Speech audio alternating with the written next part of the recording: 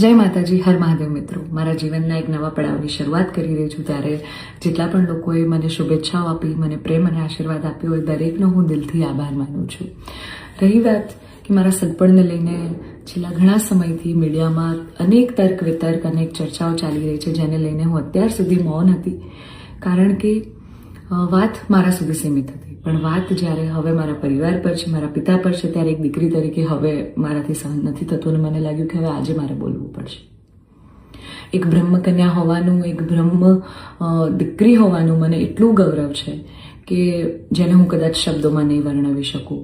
અને હું અહીંયા સુધી પહોંચી છું એના માટે શિક્ષિત અને સમજણી જે બ્રહ્મશક્તિઓ છે, બ્રહ્મ સમાજના લોકો છે, એમનો ખૂબ ખૂબ ફાળો રહ્યો છે મારી આ જર્નીમાં. અને હું તો નસીબદાર છું કે મને 18 વર્ણના લોકોનો પ્રેમ અને સપોર્ટ મળ્યો છે અહીંયા સુધી પહોંચવામાં. મારો પરિવાર તો છે જ, મારી ઢાલની જેમ મારા પિતા છે મને સપોર્ટ કરવામાં, પણ આપ સૌનો પણ ખૂબ ફાળો છે. પરંતુ કહેવાતા સભ્ય અને મોડર્ન સમાજમાં જ્યારે અમુક 2-4 અસામાજિક તત્વો છે જે લોકો અત્યારે પણ દીકરીઓ માટેના રૂલ્સ અને રેગ્યુલેશન નક્કી કરશે કે દીકરીઓનું લિમિટ ક્યાં સુધી હોવી જોઈએ. દીકરીઓને ફ્લાય કરવા માટે પાંખો મળી છે, એને વીંજવાની અને એને કાપવાની વાતો છે. આ બધી દીકરીઓ અત્યારે તેજસ જેવી પ્લેનો ઉડાઈ રહી છે, યુદ્ધ કરી રહી છે, રણ મેદાનમાં છે, સંસદમાં છે, વિજ્ઞાન અને ટેકનોલોજીમાં છે. હમણાં ઓપરેશન સિંદૂર જે થયું એમાં 2 દીકરીઓએ લીડ લઈને આપણને પૂરા દેશને ગૌરવ અપાવ્યું.